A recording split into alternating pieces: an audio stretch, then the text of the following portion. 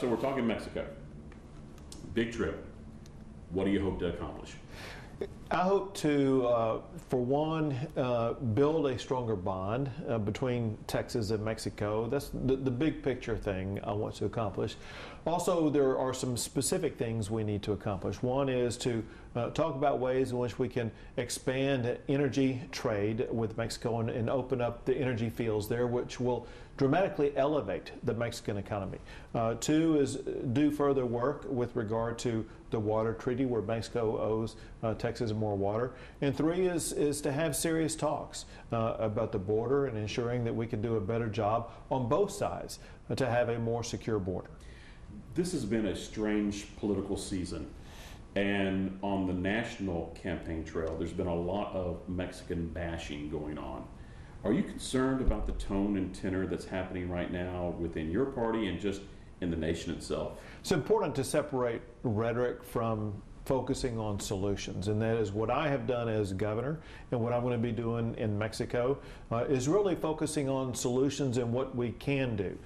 During the session, as you know, we passed the strongest border security legislation any state has ever passed in the history of this country. And so we are about achieving solutions like that. And Texans and really Americans are tired about talk and rhetoric and stuff.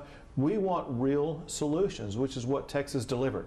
We also want solutions with regard to the ability to elevate the economies of both Mexico and Texas and job creation in both Mexico and the United States of America. Now, the Mexican leadership has voiced some displeasure about the border security ramp up that we've done and how that's going. And also a lot of this talk about them paying a portion of the security bill.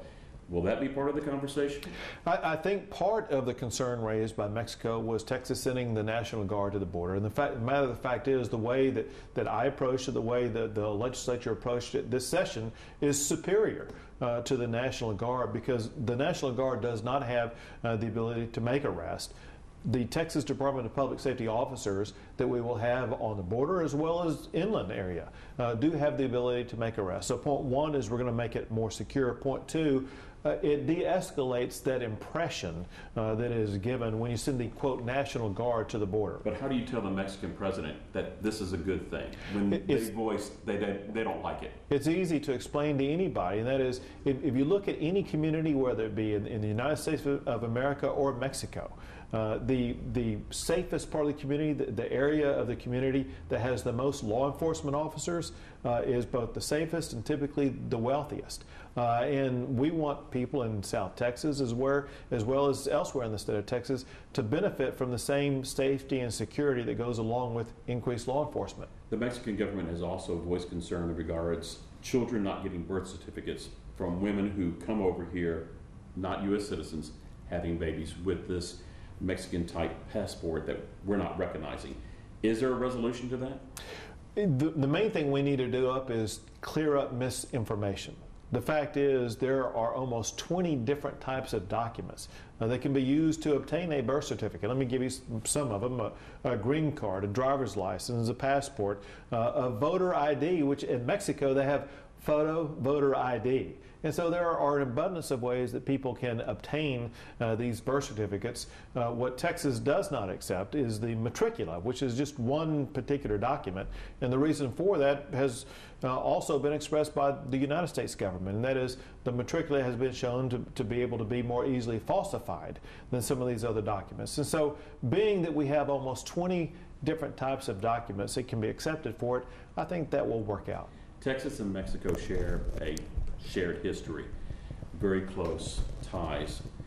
Do you see this relationship becoming stronger during your tenure, or are you worried that things could remain tense? We have the ability to make our relationship with Mexico even stronger, and we can build that strong relationship along the lines of common economic development. The reality is Mexico has great opportunity now with regard to opening up the exploration of its energy fields. If the U.S. can work in conjunction with Mexico in that regard, it will be a boon to the Mexican economy and a boon to the Texas economy.